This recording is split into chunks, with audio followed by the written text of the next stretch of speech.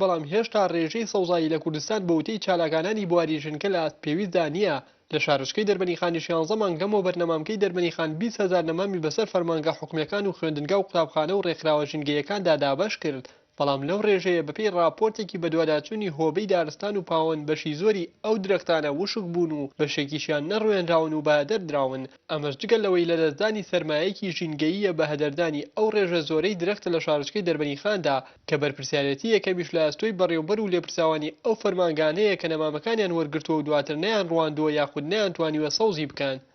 ئێمە گەینە و دەرەنجامەی کە لە یەک لە سەرسی ئەو نەمامانەی کە لەلایەن ئێمەوە دابش کراوە بەسەر هاوڵاتیان و بەسەر ناوەندەکان و بەسەر ڕێکخراوە حیزبی و حکوومیەکانە ئەتوانم بڵێم بەهەدەر دراوە و لە ناوچووە و یاخود وشک بووە هۆکارەکە شێگەڕێتەوە بۆەوەی ئەتوانم بڵێم کەم تەرخەمانەوە ناهوشیارانە مامەڵە لەگەڵەوە نەمامانەدا کراوە.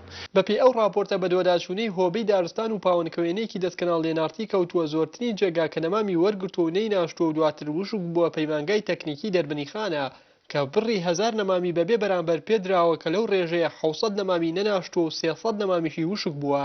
بەو پێیش پەیمانگای تەکنیکی دەربەنیخان لە کۆی 1000 نەمام یەک درەختی سەوز نەکردووە کە نرخی هەر درەختێک لەو درەختانە بەپێی وتەی بەرپرسانی نەمامگەی دەربەنیخان نزیکەی 10,000 دینار لەسەر حکومەت کەوتووە کە ئەمەش بەدیوێکدا بەهدەردانی سامانی گشتیە و بەدیوێکی تریشدا ڕێگریکردنە لە زیادکردنی ڕێژەی سەوزایی لە قەزای دەربەنیخاندا. نوێنەری کۆمەڵی کورسانێکی سەوزیش لە دەربەنیخان ڕەخنە لە بەهدەردانی ئەو ڕێژە زۆرەی نەمام دەگرێت و دەڵێ ئەوە پەیوەندی بە ناوشیاری بەشێک لە هاوڵاتیانەوە هەیە. دیارە وشکبوونی ئەو نەمامانە پەیوەندی بە وشار نەبوونی بەشێک لەو خەڵکو و لایەنانەوە هەیە و ئێمە ژوەکو کۆمەڵەیەکی زانستی ژینگە پارێزی لە کوردستاندا وەکو ناوەندی گەرمیان هەوڵمانداوە بۆ بەرزکردنەوەی ئاستی وشاری و خەڵکانە و سەبارەت بە پێگەێنانی لیژنەی بە دوواداچوونیش دیارە ئێمەش ئەنداممان لەو لیژنا هەبووە و بە دوواداچوونی بۆ کراوە لایەن سەرۆکی لیژنەکەەوە راپۆرتێک بەرز کراوەتەوە بۆ قایمقامێتی ئەو قەزایە و لەو راپۆرتە داوا کراوە خەڵکانی کە بوون بە هۆکار بۆ وشکبوونی ئەو نەمامانە سزا بدرێن و لێپرسینەوەیان لەگەڵدا بکرێەوە. بەپێی ئامارەکانی نەمامگەی دەربەنیخان لە ساڵی 2011دا نزیکەی 20,000 نەمام بە فەرمانگە حکومەکان و دانیشتوانی دەربەنیخان بەخشراوە بۆ چارەسەرکردنی گرفتی نەبوونی سەوزایی لە دەربەنیخاندا.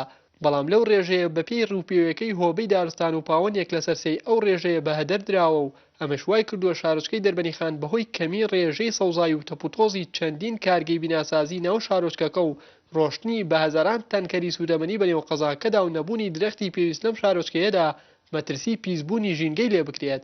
ئەمە لە کاتێکدا نەمامگەیەکی بەرهەمێنانی نەمامی تێدایە کە ساڵی پار زیاتر لە 156,000 نەمامی بۆ هەرێمی کوردستان بەرهەم هێناوە. بابانە نورێن ئارتی دەربەنیخان. ناوبڕێکی کورت و ئاگەڕێنەوە لاتان بینەرمان بن.